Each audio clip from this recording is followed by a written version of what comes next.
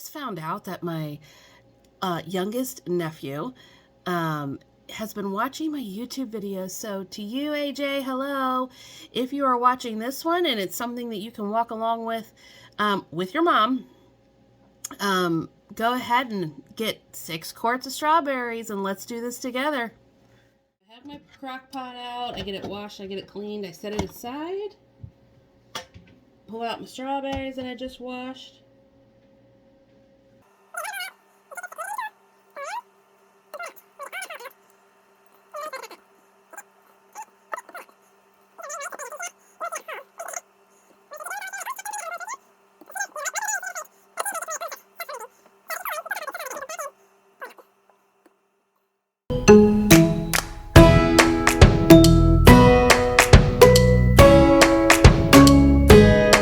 You see, it doesn't take very long. I'm almost done all the way through with all this.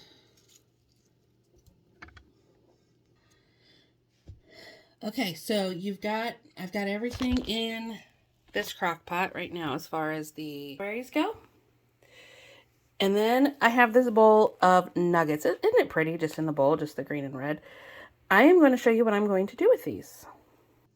So whenever I'm doing these, because I don't like to waste any piece of the fruits or the vegetation when I'm canning them, if I can. Some of it you obviously do toss out.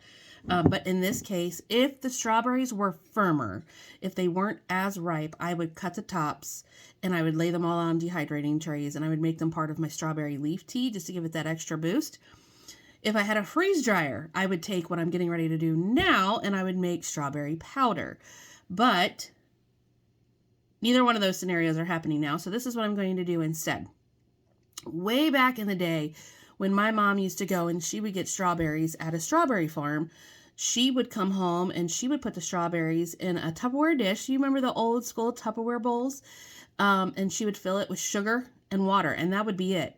And she would just stick it in the refrigerator. I don't even think she put water in it. I'll have to double check with her, but I know she put sugar on top of the strawberries, put them in the refrigerator, and then we would come and just get like a bowl of strawberry syrup soup, I guess you would call it, but it was a nice summer treat. She would take that and scoop it over, I think it was Bisquick biscuits, and make like a strawberry shortcake, I think is how she did it. So I'm kind of stealing this a little bit from her, but this is what I do. I take a little bit of honey.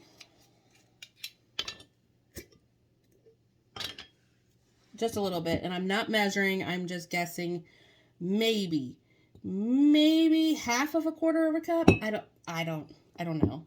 It's about that much.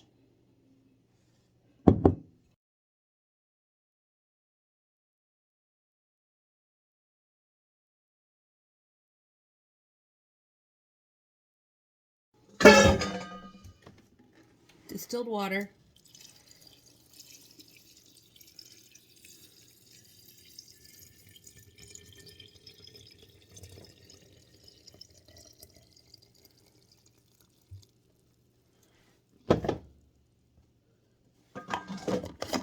Screw on the lid.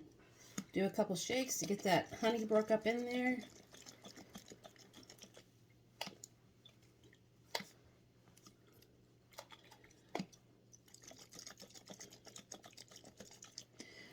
I will leave this in my refrigerator for 24 hours. And then I'm going to take it out. We're going to strain it. And I am going to make strawberry syrup with it that I can add to like lemonade or water or iced tea and enjoy a little bit of strawberry with it. Okay, so let's talk butter, jams, and jellies and kind of the difference that I'm noticing for them. Primarily, number one, jams and jellies have an exceptional amount of sugar. You still have to use sugar. It is a preservative. You still have to do it to make a butter. I am not sure if you could play around with this recipe and use the stevia or not as far as canning safety. So I think there's some things going on where they're kind of doing some research on that. I did make a sugar-free jelly for my mom one time where I made it with stevia, but it wasn't for shelf stability. It was for seasonal enjoyment. So I did do that for her and my daughter because they were both doing the ketogenic diet and they were trying to stay away from sugar. So I wanted to look for something that cut down the sugar. That's why we started on the adventure of butters, and we really like apple butter. But I had the really dumb thought one day before I was into any canning, like, I wonder if you can do this with other stuff. And then I found out that you could. So when it comes to all of the differences in those, they all use the lemon, they all use a salt, they all use a sugar. It all has to do with the timing, the processing, and the amounts of each thing. There's also pectin that gets added to kind of help with the firming up of the jellies and the jams. When it comes to finding recipes, we all Google recipes, we all get on Pinterest, we all get on YouTube, and we look up different recipes. Do some research on those recipes when it comes to the canning and preserving of things on your homestead. I strongly advise that you get a trusted source to kind of take the recipe that they're giving you and compare it to a like recipe, the tips, tricks, and trades in a book that you trust. I trust Ball canning books. I have a couple. And then I have a couple, I think it's I can't remember. I'm going to have to find out and link it below where I have found those canning books. And I will line them up and look. So if I have 3 canning books and I am looking up a recipe, I will look at each of those and see if the differences are in the things that are in the chemistry of making that canning product safe versus the seasonings for taste. So if the process for the chemical breakdown of the canning, which you need, acidic, salt, sugar, preservatives, in with your canning stuff, I will look up and see if all of those books say that same basic thing. And if they do, to me, it's almost like being on a search engine, but in the old school way where we looked at books. But I always tend to go back to some trusted canning books. I have some old recipes from older ladies that have been passed down to me. And believe it or not, I took their recipe cards, went to the Ball cookbook. It was almost identical, other than the seasonings that they adjusted. But the chemistry components needed to preserve your food safely seem to always be in line with each other. So that's what I'm saying. Make sure that you know the basics. Get a beginner's guide. That's what this one was. This was a great one for beginners. It is the Ball Complete Book of Home Preserving. It is, I don't know what edition this one is, but it's what helped get me started on my canning journey. So the recipe isn't specifically in here, but the process for preserving the food is in here. So besides the sugar content, why do butters? Number 1, my husband has to watch his sugar, so that's why I choose to do this. Number 2, we like the consistency better. Jelly is fun and it's chunky, but it's just that. It's chunky. It's really hard to break down on homemade bread. When you're doing all your own bread baking, the soft butters, because it's smooth like a butter, there's no butter in it, but it's smooth like a butter, goes on really easy. It's great for adding to smoothies. It's great for adding to desserts. It goes well on top of things. But if you're going to do something like using this to put inside a cake, like, the tool that you have that you fill the butter up in it and it squirts into the center, this isn't going to work out. It's going to run right back out, because if it heats up, it kind of gets even more liquidy. But as far as just having, it's really good. We just really like it. So let's go on and carry on with this recipe. So I have in here 6 quarts of strawberries.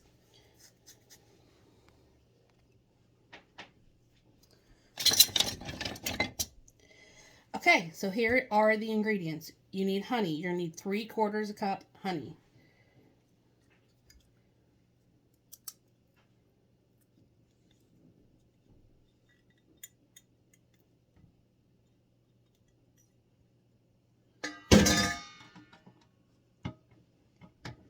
Three-quarters of a cup. I'm using the evaporated cane sugar.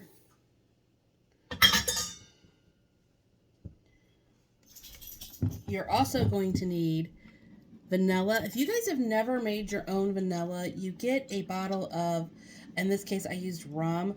I'm not sure what other people use, but I always use the rum. And I take 10 vanilla beans that you can get. Usually there's 10 in one pack. I just drop them, I cut them open, drop them down in there, and you wait like 8 weeks. So I usually make another batch in September, end of August, September, and then it's ready at Christmas time. And you're going to need lemon juice, but we're not going to add these. Oh, and salt. We're not going to add these until this breaks down a little bit. I will take this just to help speed up the process, which is really a tool that's used for chopping up meat. And I'm just going to go through here, just chopping it up.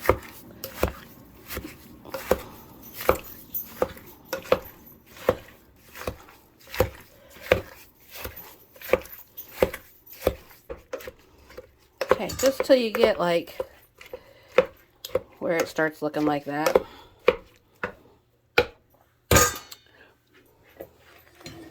Again, best part about doing it in a crock pot. We're going to put it on low. I'm going to let it go. It takes about 4 hours to cook down. I'm sorry. It takes about 2 hours to cook down. I will watch it periodically as I'm walking to the kitchen just to keep my eye on it, make sure it's not burning on the sides, and that it's breaking down. And I'll kind of give it kind of a chop again with the chopper as it's doing that. Super easy. Okay guys, it's been about 2 hours. I am getting ready to use this tool, which is an immersion blender. I like it. You can always take your stuff out of the crock pot, put it into a blender and blend it down to get it to the consistency that you want, but I'm not doing that. I'm going to use this tool. All you do with this one is stick it down in there.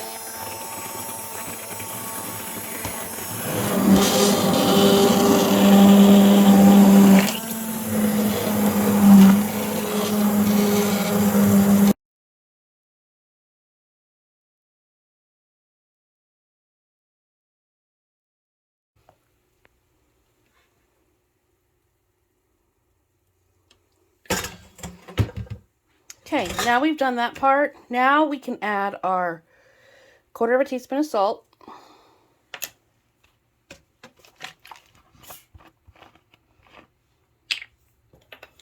2 tablespoons of lemon juice.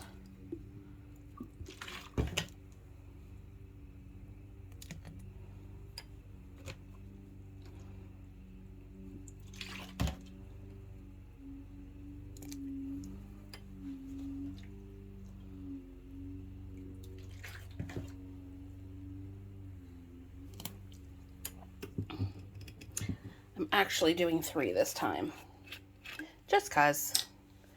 And then it is a tablespoon of your vanilla. I'm gonna put the phone down.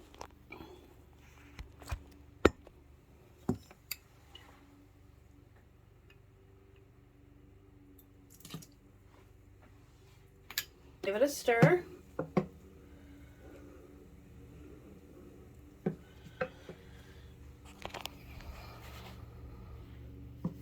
Now you can see that it's pretty thick, but I am going to let it cook down a little bit. So we are going to turn the heat up to high, and I'm going to check it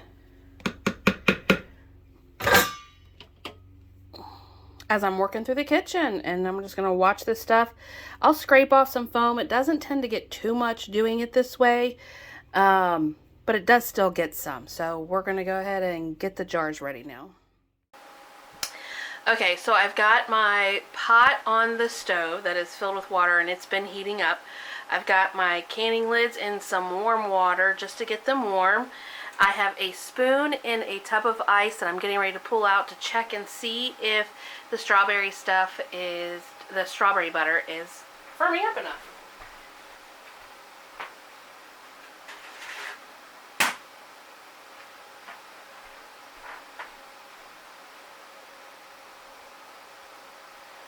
And what we're doing is we are looking for it to be thick on the spoon and slow to come off.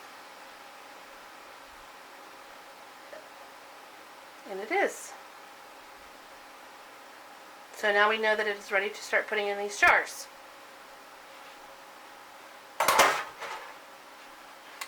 So I have my lids out, got my strainer, got my ladle. The jars are still hot. I just pulled them out of the hot water. And now we're going to fill them with the strawberry stuff.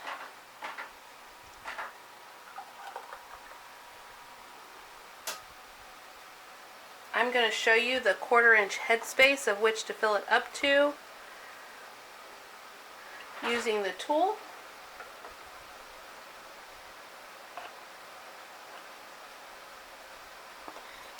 It's pretty hot, so I'm going to try to do this really fast.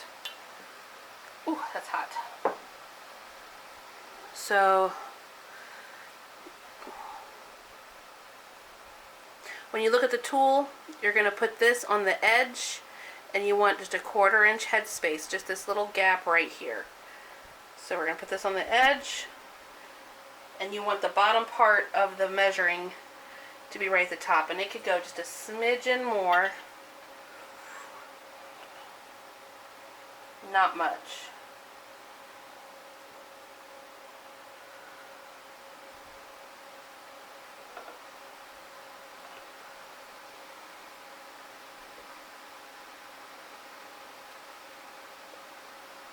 Then we're good on that one. And we're going to take a lid. Actually, sorry. Then you're going to take some vinegar.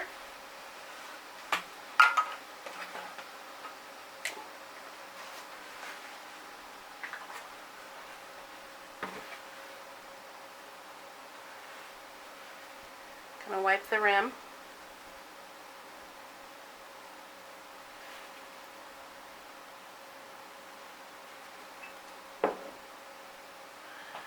I forgot to mention this earlier, so I had to pull this back out because I'm going to have to do it. Silly me, but you need to debubble. Let's go all the way around. Debubble. Then you can take your vinegar, clean off your lid.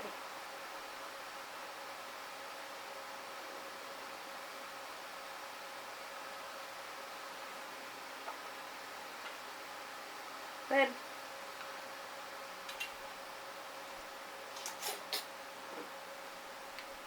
Put it on, turn it, fingertip tight.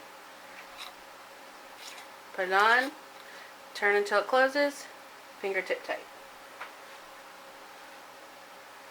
This is what we call a rolling boil. So this is more specific for the newbies out there. See how it's starting to roll? Now we can set the timer for 10 minutes.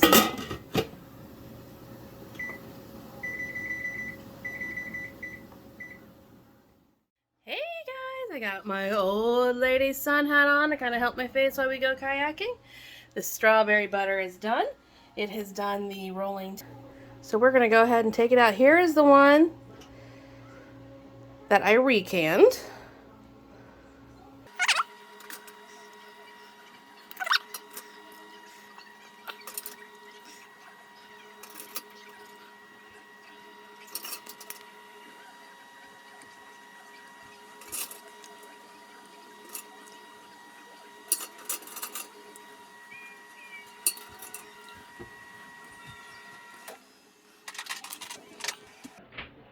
There you guys go. They're all pulled out, and now what I'm going to do is I'm going to cover them with another towel.